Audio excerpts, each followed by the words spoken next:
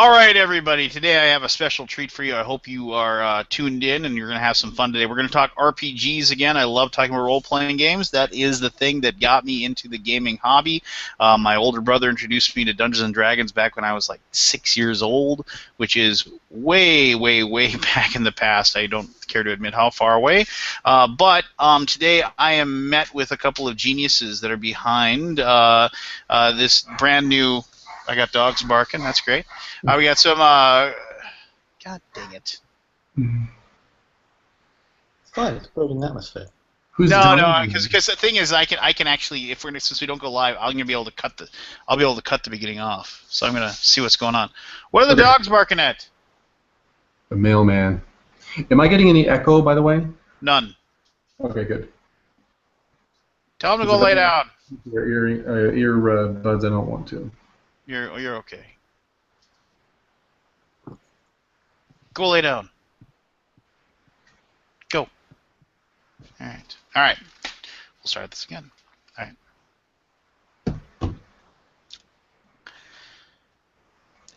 All right. It's Nord Games, right? Nord. Yeah. Games. Nord. Yeah, I was gonna say that, but then I was like, oh, what if it's wrong? No, you should know. It's Nord, like us. Yes. All right. Hey, everybody. We have a special treat for you today. We're going to be talking role-playing games. If you follow my channel, you know fully well that role-playing games were the games that I started playing first. They kind of got me in the whole tabletop experience. Of course, I do play a lot of board games now. My older brother introduced me to Dungeons and Dragons when I was 6 years old, which is nearly 4 decades ago now.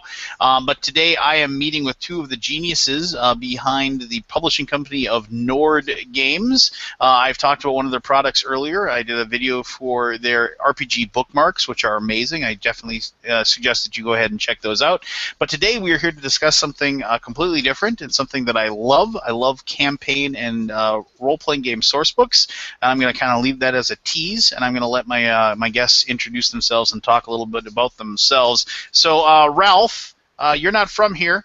So you're not American, but why don't you go ahead and give us the nickel tour of your life from DNA to this point? Sure. Well, yeah. So obviously, I am from England. I got into D&D. I know, shock. I got into D&D. I gather fairly late, actually, as far as these things go.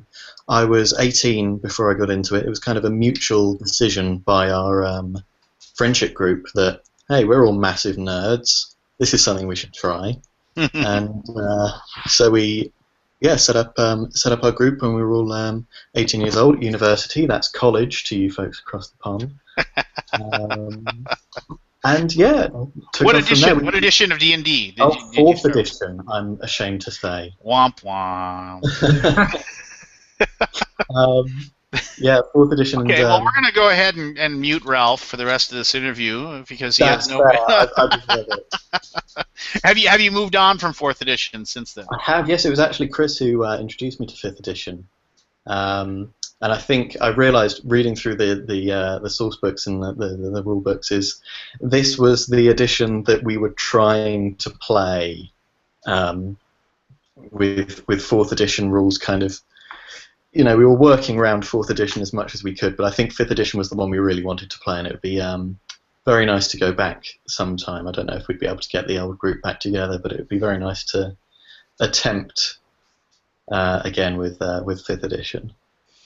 Yeah, I mean, I don't want to go down the rabbit hole too far with fourth edition, but fourth edition, I played it for I played it for 6 to 9 months, I think I did before we transplanted it over to Pathfinder, which then got transplanted over to our Swords and Wizardry group.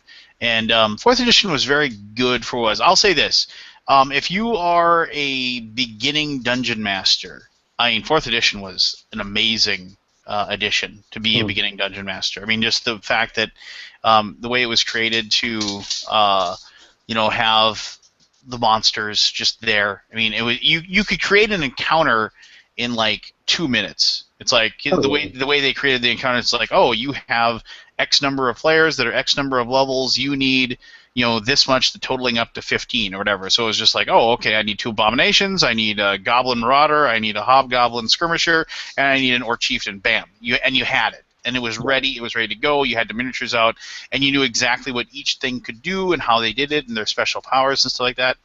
It was great, and for that level, it was great. But I mean, you used up all of the ability to have the great battle system, and then everything else fell by the wayside. It was just all of a sudden there was no character development. There was no, you didn't have a character anymore. You had It was all very combat heavy. yeah, and you didn't have a character. You had 12 abilities. And that was what it is. It was like, oh, I can't wait till I get my next level. Oh, why? Do you become like a master wizard or something? No, I get Curse of the Dark Dream, which is some... like my buddy once said, and like I said, we're going down the rabbit hole anyway, even though I said I didn't want to. It's like, oh, so what did you do? Oh, it's this cool move my ranger does. I draw both of my swords, and I spin around, and I cut the guy's hamstring while I also stab him in his lungs, and so then he can't move very fast, and he's like he can't he can make one less tack around. He's like, oh, that's amazing. Why don't you do that every turn? Well, I just can't. I forgot. Fourth edition was huge on combat, small on roleplay, and very small on storyline. And it was just combat. It was a miniatures game with very little story and RPG around it. The fifth edition, I think, really goes back to the earlier versions, which is really emphasizing the roleplay aspects, really emphasizing the story aspects, and trying to streamline the combat so that you're not bogged down with combat. And there's still some flavor there, but I think it's mostly they're really trying to emphasize the storytelling, which is what I like, and really trying to emphasize the RP, which I also like, but I really enjoy when my players, I primarily DM, but I really like when my players start really getting into their character. I'm Chris, by the way. A lot of you already know who are you, and why should we care about your opinion? Yeah.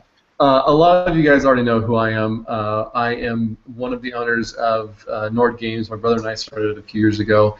And when we did that, we got on the radar of some other folks, including Bill Webb at Frog God Games. And he ended up bringing me on as their marketing director over there a couple of years ago.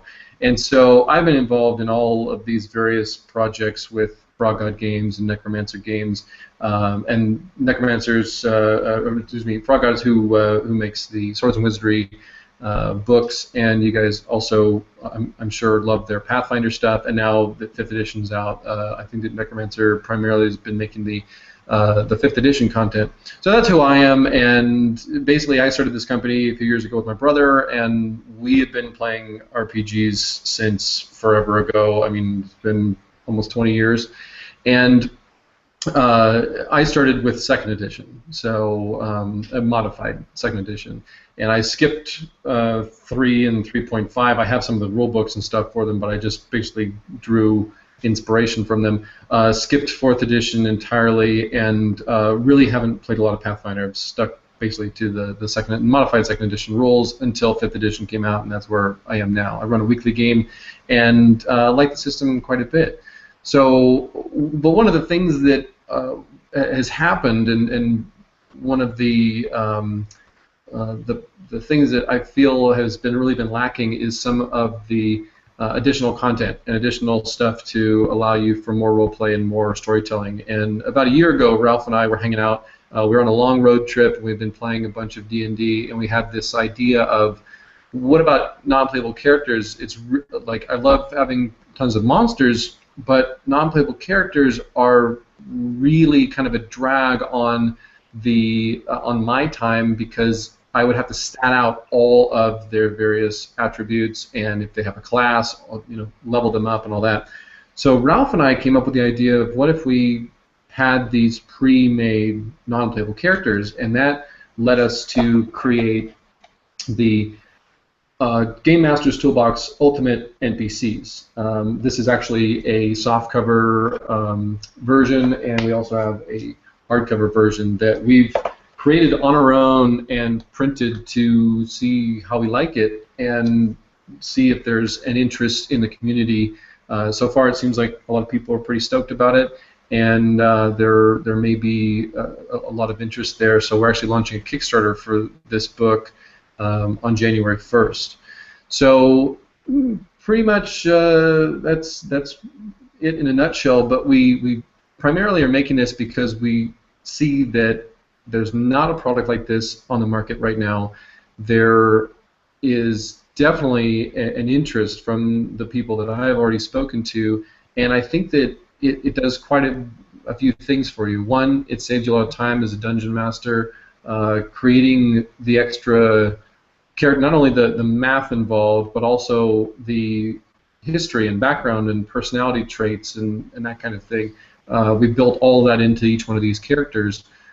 So from a practical point of view, numbers-wise, extremely helpful, but also allowing you to add additional story and flavor and stuff in your game. That's what we're really trying to focus on here. Do you remember, and I don't know if you remember this, I remember being young and seeing a TSR book that was called Rogues Gallery.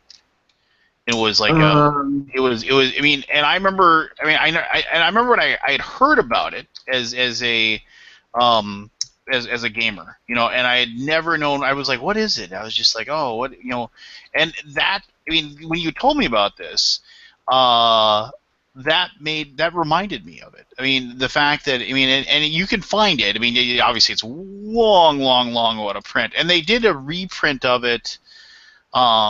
For Advanced Dungeons & Dragons, but like the very, very first one, and I'm trying to find a picture of it right now online, and I'm trying to dig it out.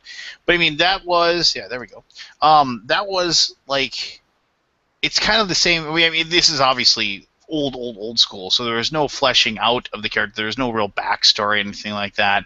It was just like, it allowed a DM to like, oh, I need a fighter for this moment or whatever. And so, and then you were able to do it. I mean, it was like classic illustrations from Errol Otis. I mean, that was if you're a grognard of the world or whatever. And I love those things. I mean, those things were like so good. I mean, it was just because it's not so much like any DM can like come up with a fighter on the fly, but I mean, this is a splat book. That's what I call it. It's just it's got a ton of information, a ton of ideas, and you've sent me a few of the characters, and I've read through them. And the thing is that as I read stuff like this, it like formulates an idea in my head of like, how could I use this character? How could I put them into this situation fluidly? And then what adventures could meeting this character present? And then all of a sudden, then my mind is traveling down a path where I'm like creating something in my head, and this is exactly what I like about stuff like this. Well, this series of books we're calling the Game Master's Toolbox, and that was the original idea that sparked, is what can we create that is this humongous toolbox of things that you can use at your disposal, and how can we best structure it? So we came up with the idea of having NPCs, having additional items, spells, all kinds of additional content, and some of them may or may not be actual books. We may release stuff in PDF form, that kind of thing, because it doesn't merit having an entire book to it. But that's the overall, the basis for it, is how do we create content that helps the players and the game masters to run their games more efficiently and add more content. Are you frozen, or are you? No, I'm just very still. Okay. Yeah. I don't know if it's just on my end, but the graphic of you is just. No, in that case, that'll I was happen frozen. from time to time. That'll happen from time to time. So anyway, but the idea behind it is really just create a toolbox. Create a toolbox that the game masters can use as a fantastic resource, because I personally don't have a lot of time in my week to create all of the adventures that I take my players on. A lot of it is on the fly, and that includes the encounters, that includes the creation of the dungeons and all that, and I have a lot of different elements that I bring into the game in order to be able to have sort of an improv where I have an overarching story that I know is going to happen. These events are going to happen, but bringing in various characters, monsters, encounters, caves, dungeons, and stuff are just sort of, they happen along the way on the journey. So, and a lot of times they just end up fitting because they fit, and it's a fun adventure. But something like this, where you're able to go to the encounter table on the first page and roll a die and come up with a few different characters to populate the tavern, for example, or populate the trading post, or have them encounter on the road.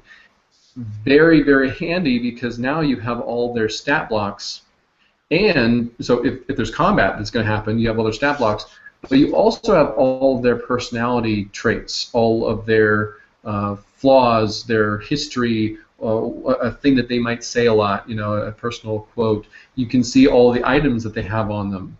And that way, if there is, let's say the rogue wants to steal something from one of these NPCs, as a DM, you know exactly what they have on them and how you can handle that. There's no, there's always these moments during a game when, as a DM, you may or may not show it, but you don't know.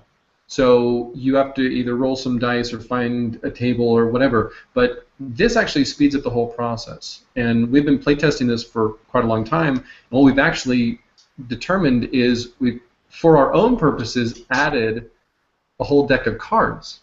And this deck of cards has each one of the characters on it. So you can say, you encounter this character in the tavern, but on the backside are all of the stats of this character. So I can show, and I've done this at games, I can show, here is the person at the bar that you're standing next to, and they can then take it from there. And let's say they want to roll a, what's that? Oh, you've got the. Well, I'm going to share that. Pick the art, because the artwork is amazing. So I wanted to make sure that if you just and I'm going to kind of scroll through this here, but just keep talking. So I'm gonna just kind of scroll through some of the artwork that you have. Yeah. So I can show the players the character, and then I can see on my side of the card the actual stats. And let's say that one of the players says, I want to trick this person. I want to do some sort of sleight of hand or something like that. I can see what is going to be their saving throw. And it's a fantastic way of handling it, so that you can do a lot more role play. You can do a lot more storytelling. And if there is the need for battle stats, you have them right there at your disposal. And if you want, let's say you're using these cards, if you want more information about these characters for the roleplay aspects, like what you're showing right now, you can refer to the book. And the book will have all of the various information about them. And for example, I see Tam Fletcher on the screen right now. So by his graphic, you can see a lot about his personality already. He plays a lute. He likes to drink, and he does have a sword on his side, which indicates that he probably could do a little bit of sword fighting. And so that's one of those characters where you present it to the group, and I've actually used this character in a game session, and it's a fantastic thing to have all of the characteristics already fleshed out for these guys. And it doesn't necessarily mean that you're limited to that. You could add whatever you want, from your own imagination to these characters if you want, but it's a great jumping off point, and they are so well detailed and leveled up to level 20 that you have all the options you're ever going to need as a game master. So my question then is, well, actually, no, my comment, I guess, should be that, if people have been watching, I'm going to ask you about the artist here in just a little bit, but I mean, the cool thing is that you do have it set up so this is the person at level 1, and this is the person at at higher levels in some cases. So you can actually then they're adaptable to the group, if you will. As far as if you have a high level adventure, you can then make your little halfling bard or whatever be a higher level, and so he's actually, could be either a nemesis or an actual addition to the party if need be. Well, what we did was we broke it down into what are some key points at which we should feature these guys. And we determined it was level 1, level 4, level 8, level 12, level 16, and level 20. This does a couple things. One, these are key points in their story progression, in their ability progression, and their class and all that. So from the Game Master's perspective, you can bring them into the story to be a high-level challenge for a low-level group. You can bring them in as an addition to a low-level group, or a high-level group, or a medium-level group, because you've got all those options. You can make them an ally that is going to help a low-level group, or you can actually use it as a player as a starting off point. Let's say that you have a regular game going, but you have people jump in and out. Like, a new guy doesn't have a character, but he wants to check it out, doesn't want to necessarily get the player's handbook and have to figure out how to create a character and stuff. Well, as a game master, you can actually just hand them the book here and say, we're all level 8s right now, so go ahead and find level 8 on one of these characters. You can go to the first table and see all of the different stats on all of them. Like, what is their, obviously, what's their name, their race, their alignment, their class, their background, their occupation, and what page are they on. So as a brand new player, I can say, well, I'd really like to be sort of a roguey, shooting arrows, throwing daggers sort of character. So I can look at all of the rogues on the class column, and then I could then say, oh, well, okay, this guy is an urchin and a vagabond. So his background is urchin and his occupation is vagabond. Well, yeah, that's kind of the guy I want to be. So, okay, Ashdan, page 82. So I could turn to page 82 and then to the next page to get to the level 8 version of them. What we've done is done page spreads to where each character is always going to be 6 pages worth. So there's Alar level 1 and 4, Alar level 8 and 12, and Alar level 16 and 20. So more and more content is taken up because as they level up, they get more and more attributes, or they get additional content and additional stuff to their character. But as a player, you could then say, okay, I want to go to Alar level 8 and check out all the different things that they have. And so right there, that's everything you need to know about your stats. And if you want to know about the personality that you picked, you go to his level 1, and all of the various history, background, personality traits, even how to role play him and what he'll do in combat are all right there on level 1. So we've tried to give you as much content in as little pages and as little complication as possible. That's the gist of it. So, I'm going to ask them. I'm going to put Ralph in the spot here. So you and I, we have decades of RPGing in our. So obviously, like I consider myself a fairly an expert as far as the D&D game goes and everything like that. But Ralph, I'm assuming you've used it as well in your young and burgeoning RPG career. How has it been for you using it? Well, I've actually not got any games going at the moment, I'm ashamed to say. Oh. This is kind of my D&D outlet. So are you doing the writing, or what is it? Are you the man behind the man behind the man? Well, for this one, we've split the writing down the middle. So Chris has written 15 characters, and I've written 15 characters. And yeah, I suppose this is kind of my D&D outlet. This is, it's always been in the back of my mind ever since I started when I was 18. It's always been something that's, anything I'm looking at, I'm thinking, okay, could I use that? That's an interesting thing. Oh, that landscape is interesting. I've got to keep that in mind for D&D. And It's just sort of it's using this sort of this creativity and putting it out there in the So with book your level. 15 characters, where did you draw your? I mean, like, did you draw them from campaigns or characters that you've had in past campaigns? Have you drawn them from like just amalgamation of what you've read or what you've watched? I mean, like, run me through like the pick like your favorite character of the 15 you made, and where did you get the idea for that one? Yeah, so a couple of them are actually from my old campaigns, sort of, slightly more fleshed out and obviously translated to 5th edition.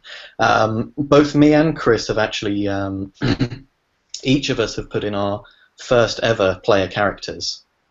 They're both in there. So Ashton is actually my first player character, and Chris has also got his in there.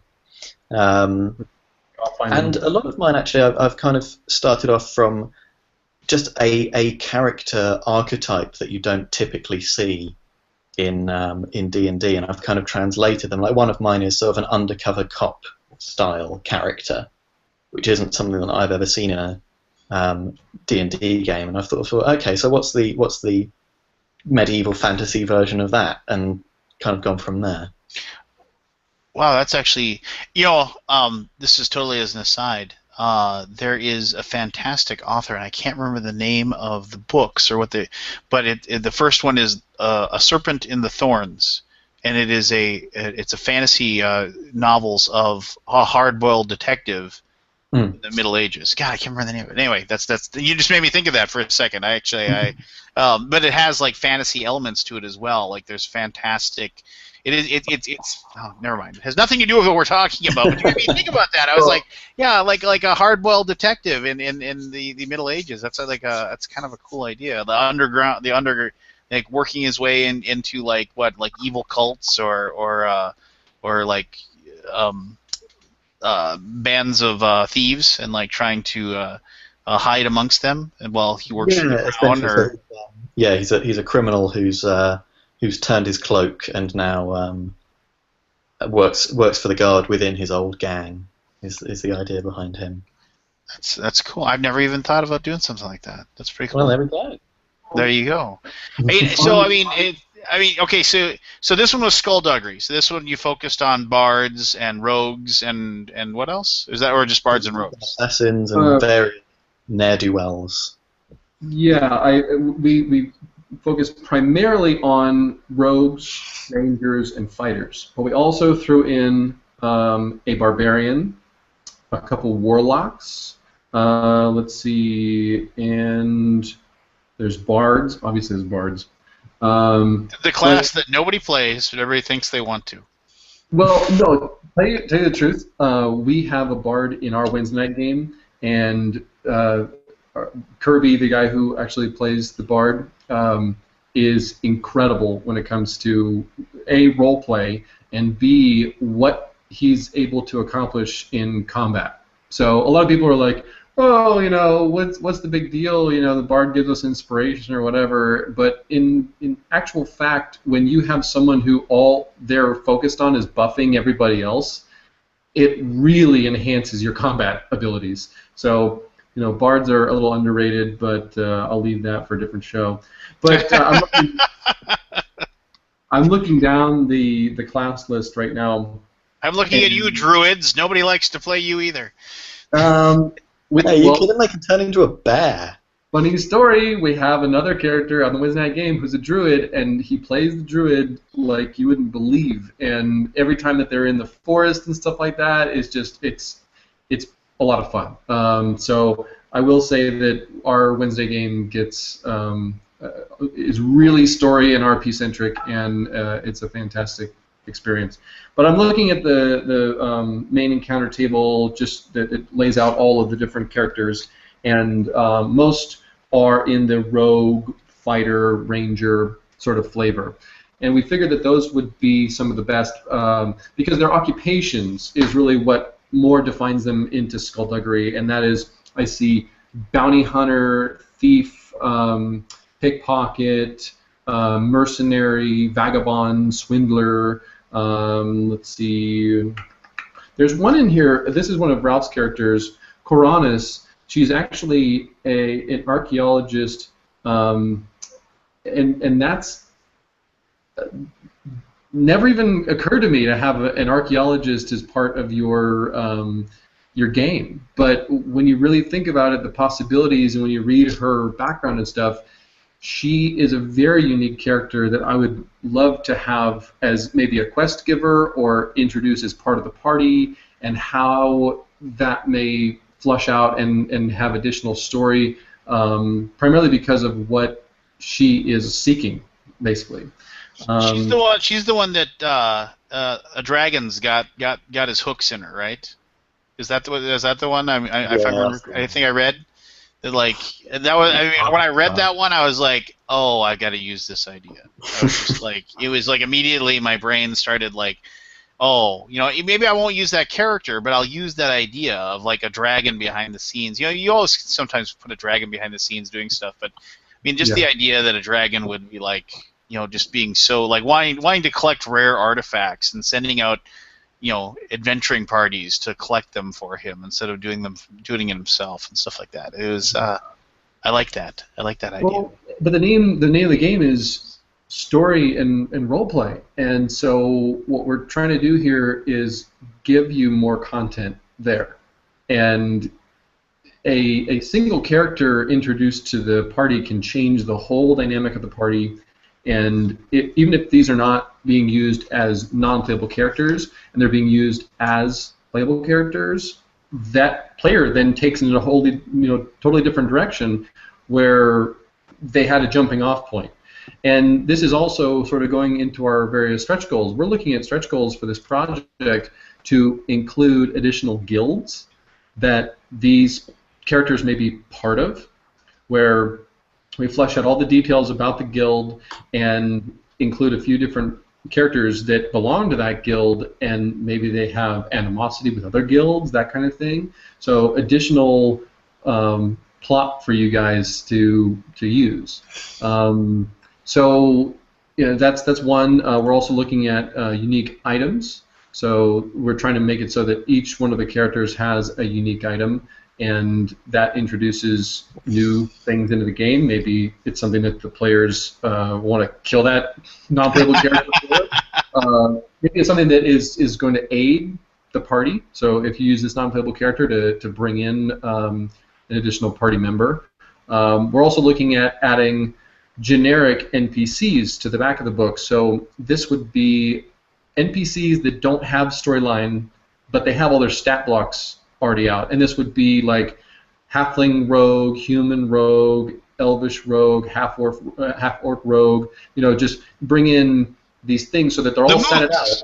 The mooks, yeah, and there's 7 mooks with them. There they are. Well, I had goons. Basically, to try to, and what we've got now is brigands, ruffians, swindlers, thieves, bandits, assassins. All sorts of different flavors. We're even looking at unique spells. So unique spells that were in the Skulduggery flavor, so illusion type magic, trickery, that kind of thing. And we're even talking about narrative developments. Narrative developments are additional story around each one of these characters. And these are all, of course, stretch goals. We'll see where we end up with on all those. But we're really excited about this project, and we're really excited to see how people respond to it. And like I said earlier, we're launching on the 1st of January, and we're going to be running a 30-day campaign all through January. We're planning on having a lot more of these sorts of video chats and question and answer sort of sessions and stuff too. So we want to make sure everyone knows that we're here to answer their questions, and we're here to create the best product possible for your games and just make your game more fun, really. And this is just like the first of many. Like Skulduggery is going to be followed by, high sorcery, and then followed by the brutes or something along those lines, right? Oh, definitely. So the whole series is the Ultimate NPCs, and this one is Ultimate NPCs Skulduggery. We are planning on ones that pertain primarily to fighters, barbarians, monks, paladins, in a group. Rangers will probably be in there a little bit too, but combat, really combat-oriented characters. And by the way, all these characters, we've divided into 10 good, 10 neutral, and 10 evil characters each one of these books. So you've got 30 characters at 4 different levels, which is 180 different variations, but you end up with some good, some neutral, some evil, and that way you've got the whole spread. You can introduce whatever you need to. But yeah, we have the warfare primarily one. We have obviously like religion and you know, monks and paladins and clerics and that kind of thing. We have the arcana, you know, sorcery, wizards, warlocks, that kind of thing. And we're even developing other lines that are additional content, like pre-made content where you have settlements and stuff. So you have a place to then populate with these NPCs. So we're working around the clock, basically. Between Ralph being in the UK and me being in the United States, we're just working 24/7 on all these projects. And the sun never sets on the Nord Games empire. It really doesn't. It really doesn't. That's cool. So if you just made me. Everybody's got many great RPG stories, but you just made me think of something. I remember a buddy of mine who lived out of town. He was in our group and he left, but I had mistakenly given a character a weapon, a sword that was way too powerful. It was just one of those things where, you know, I made the mistake. And I needed to get it out of his hands, and just taking it out of his hands was like cruel. You know, I know you can't have that anymore. So I had to like kind of make it. So this guy came back to town. And I made a character for him, and I basically had him ingratiate himself within the party, and his whole thing was to steal that sword and teleport away. Like he had the amulet that would teleport him away. He just had to get the sword. Yeah. And I remember like, you know, that this is what that's made for. It's like, oh, I need an 8th level thief, you know, that's evil. That's like a bounty hunter kind of character who'll do anything for money. And so that person just basically waited till that guy dropped in battle.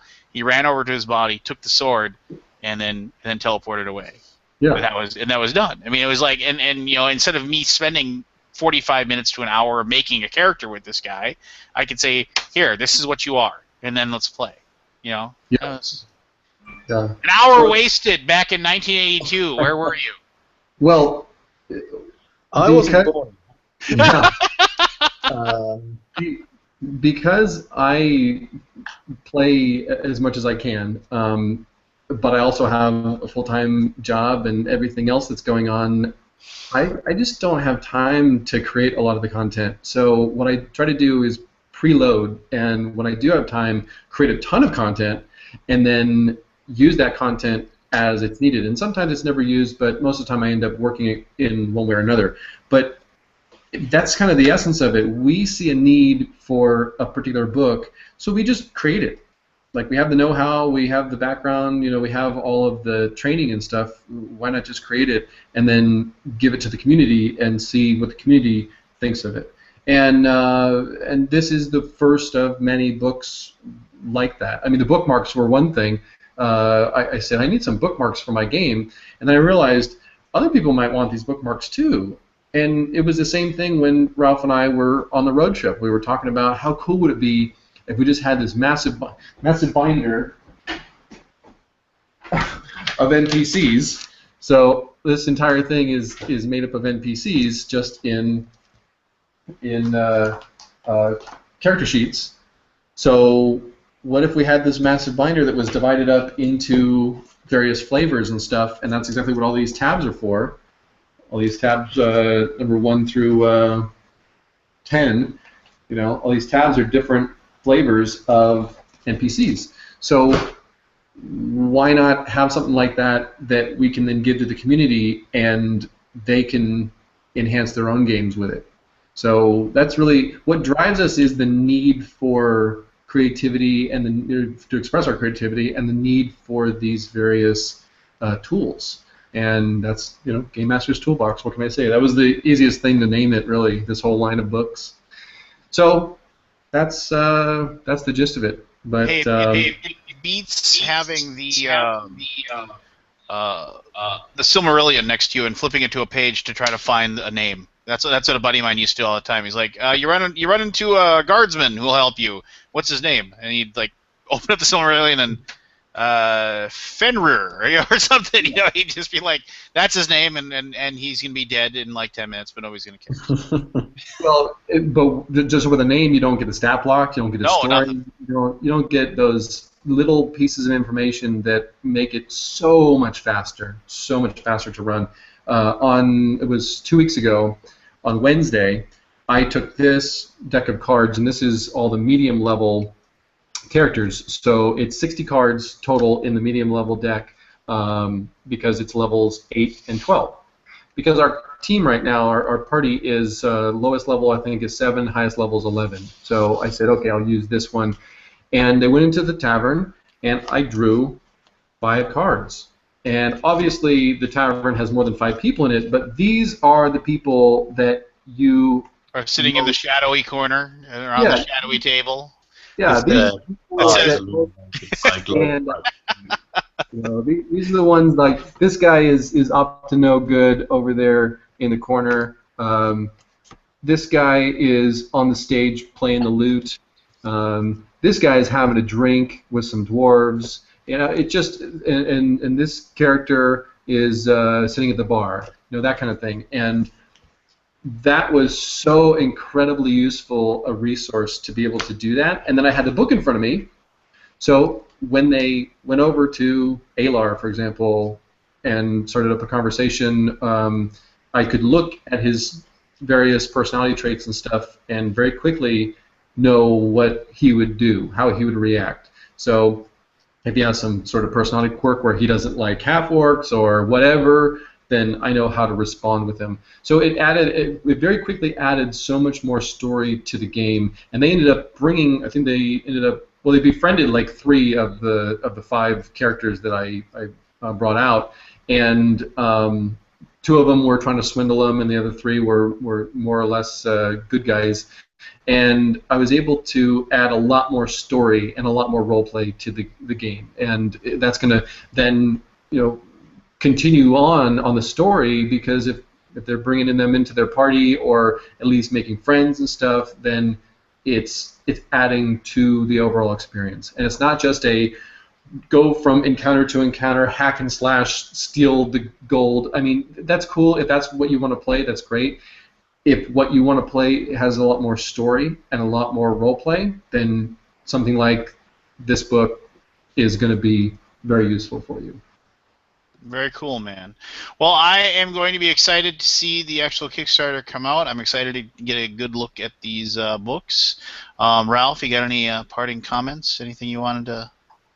Chris kind of talked over you too much, I know, so I apologize for him. He tends to take the lead. I dip him with quips every now and then. Yeah, well, we've been working on it for about a year, and we're just very excited to get it out there and to have people have a look at it, and hopefully they like it. That'd be that'd be great. Yeah, we've just really enjoyed creating it, and looking forward to getting it into people's hands. Well, I think this is I mean, I love books like this, and if anything, I'm a big reader of role-playing game books, and this is something I think that'll be an absolute joy to read, if not just use in my game. So there you go. So I invite everybody to go ahead and check out Nord Games. What's your website? If someone want to go check out, find Nord Games on the web, where would they go? It's nordgamesllc.com, and if you go there right now, at this moment, it'll show you a maintenance notification where you can add your name to the subscription list, and when it goes live or goes back up, you'll get an email. But we're just revamping a few things in preparation with the Kickstarter. Like I said, it's launching on the 1st of January. Oh my God, we have like a week and a half to get out all of our ducks in a row and then launch that puppy. But it should be active by the time the campaign launches. Also, I wanted to mention that we will be having regular hangouts, that we will have the links and stuff in the updates. And we want to make sure that everyone who is interested in the project can ask us questions directly. I think that's a great tool. So we're going to try to have as many hangouts as possible on various days during the campaign, so that if you are interested, definitely, be able to ask that question directly to us and get a direct answer. So we're looking forward to it. Very good. All right. Well, thanks for taking time out of your day to join me on this and talk Thank you. gaming.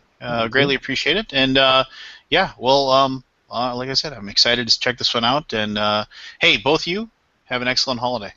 You do the same. And the same to you.